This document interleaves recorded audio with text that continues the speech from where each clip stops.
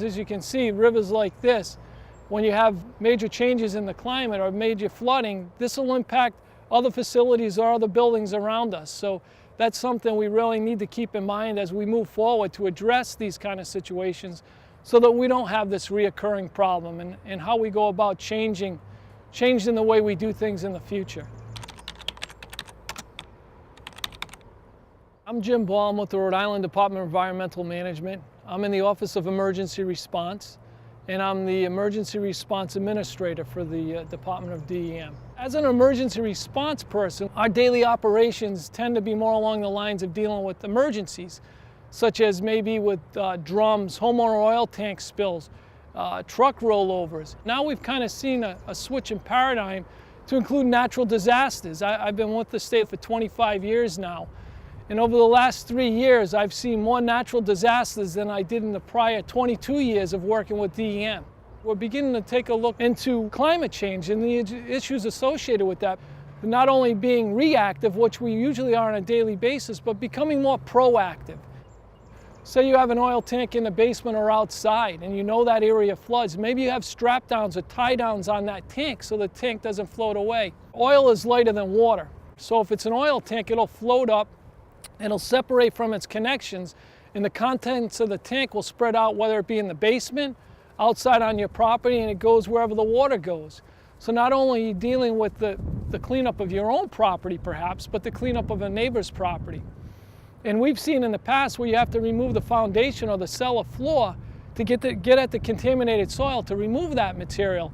And that can be a very, very costly undertaking. One of the other things that we deal with quite often now is not only homeowners, but industrial facilities and locations. When we see incoming weather, we do press releases or informationals that go out to the industrial locations. If there's a facility that has chemicals or drums on their property, and say, all right, we need to get our chemicals on higher ground, or we need to get them up on racks so they won't be impacted by the flooding of water that's coming in.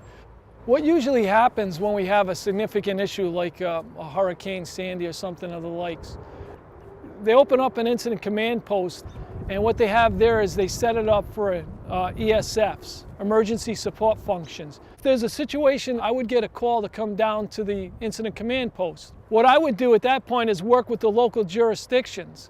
If it gets beyond our capability, then we would be looking at the federal agencies to assist us. Now, if it's in a marine environment, we would be working with the United States Coast Guard. They're the folks that deal with things that are more along the oceanfront areas, the bays and the marine areas, docks and terminals. If it's more inland, we would be working with the Environmental Protection Agency to assist us. It begins local and ends local, and then we assist where we can with the state agencies, going up to the federal agencies, and then it goes back to the local folks. I know when I talk to different friends or when I'm golfing or different people in the industry, a lot of times it's difficult to kind of explain to them the situation or the issues that we see.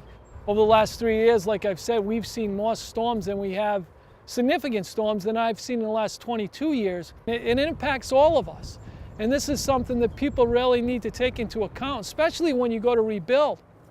The things that we're learning as part of emergency response or septic system design, all these things within DEM and other agencies should be incorporated in the building codes and standards that they're using or the new ones that they should be using.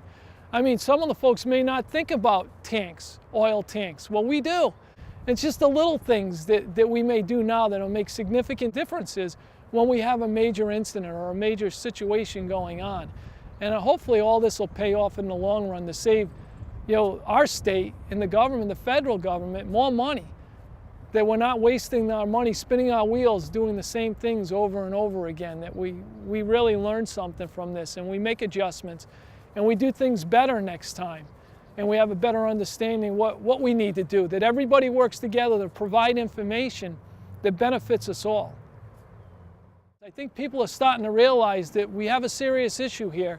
And we really need to watch what's going on and make changes as a result of that so we have an impact on the environment and the people around us, which would be positive in nature.